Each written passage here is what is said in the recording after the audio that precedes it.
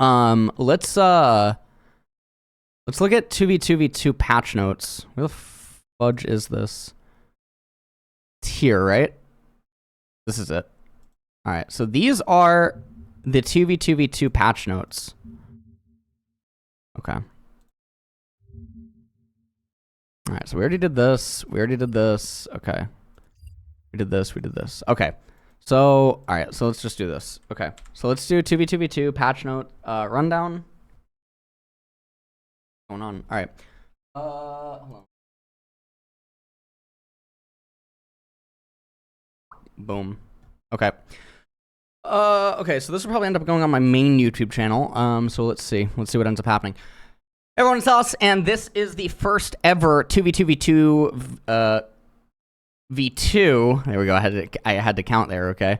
Patch rundown. This is the first one that's actually happening before the game even comes out. And obviously, the way that the ladder is right now is a complete disaster if you guys have actually followed PBE. There are legitimate Summoner Rift, silver and bronze players in the top 100 because of the way that LP gains work right now. And with, you know, first place, second place, etc., and all this other great jazz. And not to say that, you know, maybe silver or bronze Summoner's Rift players can't somehow be much higher in 2v2v2. In fact, I don't think that wouldn't not be the case. I do imagine that. But obviously the ladder is a bit of a disaster, and so I am currently wondering if there's going to be any mention of it here. Now, some people might have seen, well, actually a lot of people did see, the 2v2v2v2 tier list that a lot of people got upset about without realizing that it is not just a for fun game mode, and that's why it has a ranked ladder, and that's quite literally there, okay? Ranked in competitive, by definition, is not just purely for fun. And so, obviously, there's going to be some people that want to min-max things because that, you know, fun is a subjective thing, and what people find fun is always going to be different. So, let's get into the patch rundowns, as Riot did also say in a different Twitter thread that the game mode might end up just becoming permanent, and if it does, they might release it with tons of updates and like a major overhaul to it later on. However, from reading that tweet, what I do believe was that also there was a sentence in there that said that I think if the response to it as it comes out is so big, then it might actually just stay permanent, and maybe they update it later. So that let's just treat it like that. Okay, so range champion stat bonuses 15% to 20%, haste 15 to 20, movement speed 15 to 20. So the range champion stat bonuses are a little bit weird. Obviously, this is beneficial for some of the cheesy marksman type team compositions. It's a little bit helpful for some mages, and it's also okay for some of the enchanters. Now, for the mages, let's take a look here. Mages, battle dot mages are overperforming. Others are struggling slightly. Sork Pen Boots, M Pen is going to go down by 2. Void Staff magic penetration is going to go down by 5%. This is really painful in lobbies with multiple sources of magic damage, and people start getting resistances in order to camp top 2.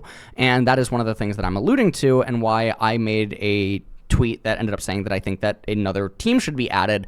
That way people can't camp for top 2 by literally just sniping something specific in the lobby and just trying to cheat LP that way by only playing for top 2 without actually trying to win. And while I do think that that is a viable strategy, and I'm sure that in TFT and stuff, there's things like this where you identify that you can't actually win, so you try to play for LP, or you try to play to not lose LP. I think in this mode, it does get a little bit disgusting because there is only 4 teams. Leandre's AP is going to go down by 10. Okay.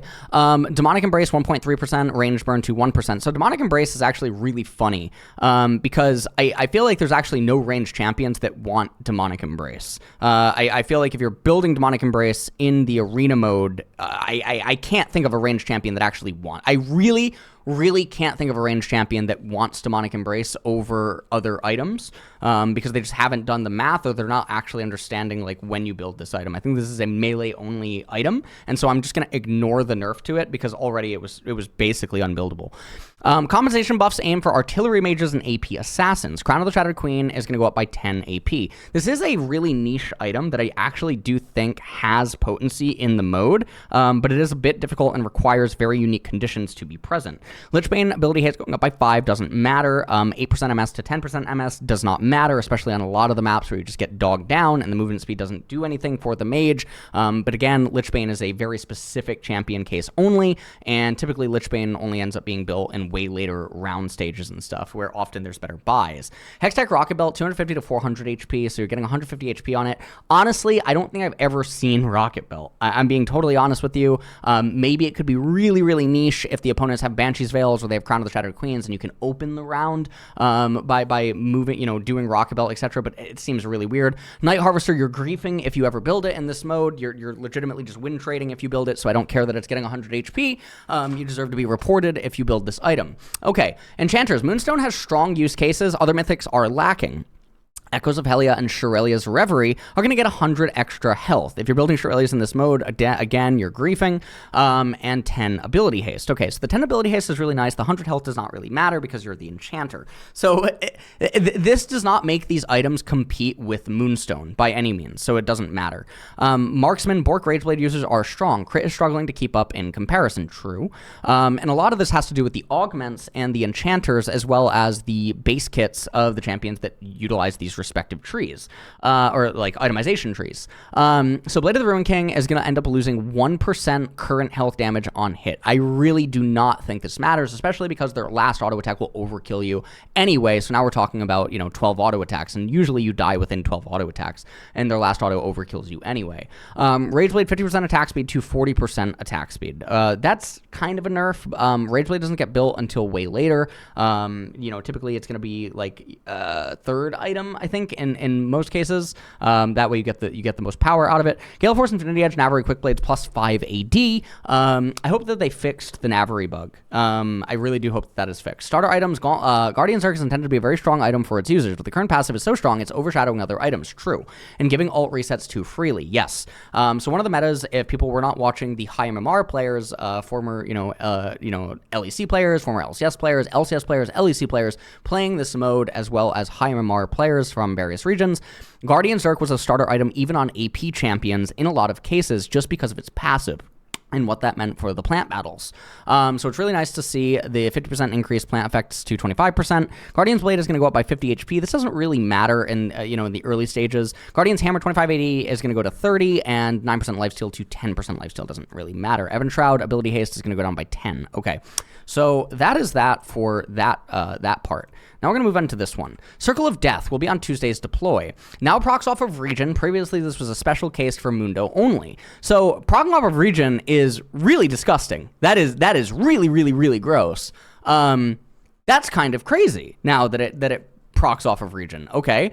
Heal to damage conversion, 50% 40%. Now, the fact that it procs off of region does mean that in some weird cases, you are just getting more damage. Circle of Death is very specific to certain team compositions and managing to get it kind of early on so that you can actually spec into the itemization tree that allows you to maximize this thing's power. It comes with its own meta basically in itself. Nerf, scope weapons are going to go down by 50 range. That's actually really, really, really big. That scoped weapons is getting nerfed that hard. Shrink Ray, damage reduction is going to go down by 5%. This is one of the best augments in the game. The mini exhaust, it just allows you to win a lot of battles that you normally would not otherwise be able to win. It's also very, very, very broken in mirrors, just because you get the free exhaust. Warm-up routine, 30% bonus damage over 10 seconds to 24% over 12 seconds. The extra 2 seconds is actually very problematic. The thing is, when you play against high MMR players, they end up hitting tab, they realize that you have warm-up routine, and depending on your team composition and theirs, they will just smork you, and by going warm-up routine, you're actually griefing because your ally can't hold them off long enough.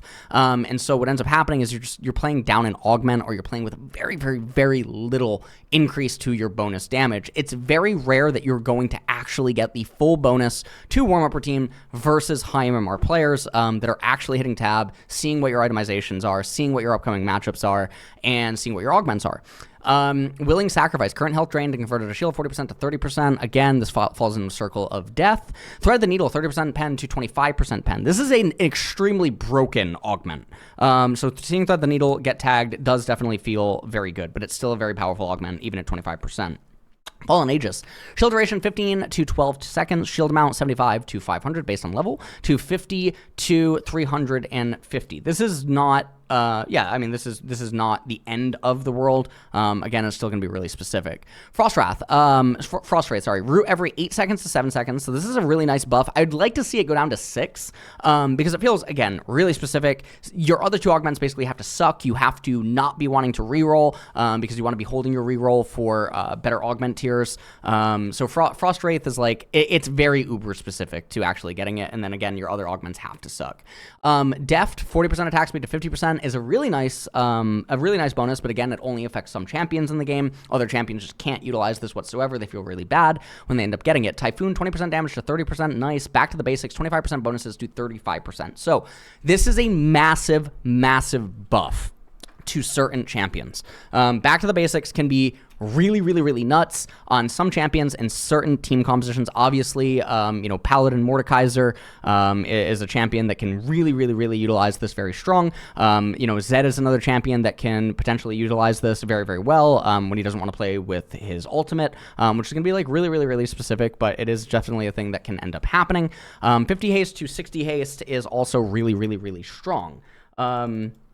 So that's what's going on. Thieves Gloves, 20% bonus stats, and item damage to 30%. So the thing about Thieves Gloves, it is really interesting, and I think people think that this is actually a troll augment. I don't think that it's a troll augment. I think that people just haven't discovered what champions can actually go Thief Gloves, because basically you need a champion that is able to do multiple itemization paths and /or. Their base kit needs to be strong enough that even if it rolls like tanky-ish type stuff, their kit still has value, because the 30% bonus to the stats, even if you're getting the tanky stuff, is still really good. So in that regard, Thieves Gloves, I think, is a really misunderstood augment, and I do think there are going to be some champions that can actually take Thief Gloves if they actually get it early enough in certain team compositions. Evocation, 40% to 60% increased healing.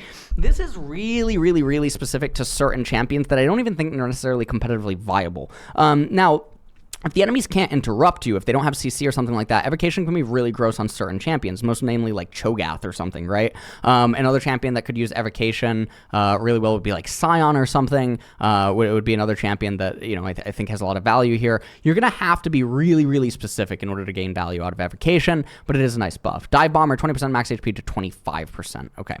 And now for the very last page. So this is the tuning to champions. Now I'm going to be extremely surprised getting through all of this with you guys. Taric Q base heal 25 to 20. Taric is really, really interesting in that some combos are just flat out almost free wins, right? Taric Kindred versus if the enemy team compositions don't have ability to interact with Kindred, Taric Kindred just wins. It beats pretty much everything. It's very, very, very difficult to actually beat. And so Taric, it's not surprising to actually just see him getting nerfed because he does also have a lot of other pairings. The heal AP ratio is kind of laughable because Taric doesn't actually get a lot of AP. He just buys the increased heal items. Heal AP ratio, HP ratio 0.1 to 0.075. This doesn't really matter. Now, the E having minus 30 ability haste is very disgusting, but this only really affects some of the Bruiser Taric team compositions because it doesn't actually need to spam the E. What this will end up doing, however, is in some matchups, Taric and like Kindred will end up losing some early rounds that they normally would not have lost, and that can be a little bit painful depending on how they change the damage, that you end up receiving for losing early rounds. Annie, plus 5% damage taken, minus 5% damage dealt. And Annie also just got nerfed in the last patch, so Annie is missing quite a bit. Now, I do think that Annie Ivern is still going to be absolutely disgusting. Annie is going to be very, very, very powerful, and she probably is just going to be relatively stable to play with Ivern because she just has so much value with various augments.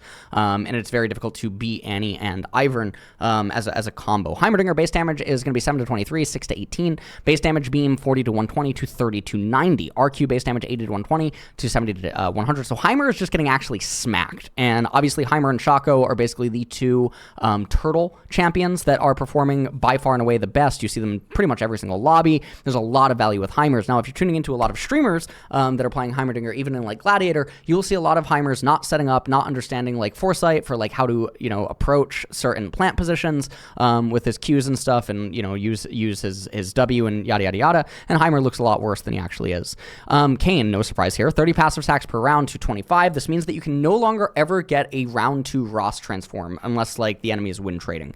Round 2 Ross transform was something that if you guys were watching me and Griffin play a lot, you saw Griffin probably pull off in a mass majority of games. it is very disgusting when you get a round 2 Ross transform. So now, if you are still really good, you can get a round 3 Ross transform, which is fine. R damage, Slayer max HP base damage 15 to 10%, and Slayer max HP per 100 AD. Typically, Ross gets up to 500 AD, and so because of that, we have a really big problem. Ross is actually just losing 30% max health base damage, or like damage in total. So Ross is losing the ability to just absolutely one-shot someone. Now, depending on certain team compositions, he still will one-shot you. It's actually not going to be a problem because he'll just exit you depending on certain augments and kill you. But this does provide some utility to counters to Rost, and also mirrors become a lot more interesting. And also versus bruisers, this is going to be a little bit more of a problem. Shock of Fear duration 0.5 to 1.5 to 0.5 to 1 second. Not the end of the world, but it does feel a little bit more painful. Syndra 15 stacks per round to 10 stacks per round. What this will end up meaning is that you don't get the execute. Even if you're like a god with Syndra and you were getting so many splinters per round, there are now going to be timings like 80 stacks, you're not going to end up having it. And then in addition to that, you're not going to have 100 stacks execute. So there's going to be 2 rounds where Syndra actually is a lot weaker. The end state Syndra is still going to be the same, and she's still going to be the misses. So it's still going to be really good. Teemo, R slow 30 to 50% to 20 to 40%. Doesn't really matter. Total damage 450 plus 55% AP. So the AP is getting nerfed, and the base damage is getting nerfed as well. Teemo, I really do think is good, but he's not like Shaco and Dinger, and that I think that he does depend more on people being a little bit worse.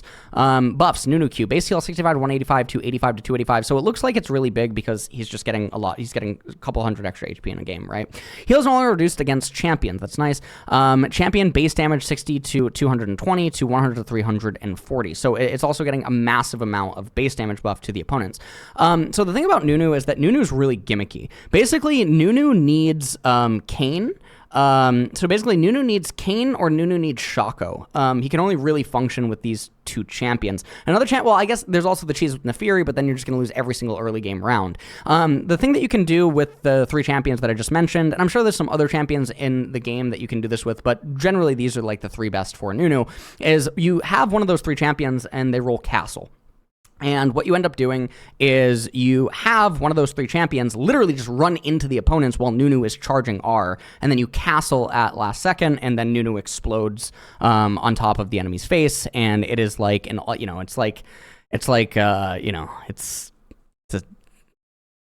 a certain type of pie, except it's all over the face. Anyways, so that is one of the Nunu cheeses. Very gimmicky, requires you to roll the Augment, and requires you to have the right combo pairing. Yorick Q now spawns a grave in a random area within 600 range every 6 seconds. That is a very big Yorick buff. So that is it for the balance changes. Very, very, very confused that Syndra doesn't actually get hit harder. What's really, really, really funny is that a lot of the top players on the ladder are playing like Kai'Sa and Kog'Maw and all these other types of things. And then again, you find out their Summoner's Rift rank, and you just watch some of the games that they end up playing, and it's just people smorking into each other, and it's just really, really high game volume. I don't think that these champions actually have competitive viability. Maybe Kai'Sa does in some pairings and stuff, but I do definitely think there are just very, very powerful champions that are not really ending up at the very high-end lobbies and stuff. And so it's going to be interesting if there's no more balance patches before this goes live, because this is supposed to go live next week. So if this does go live next week, again, me and Griffin, we will do the 24-hour stream to get rank 1 Gladiator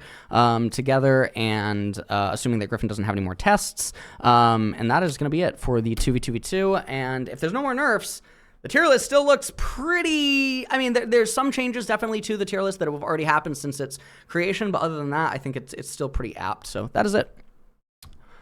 Okay. So that was that. Let's take a look. We are in draft.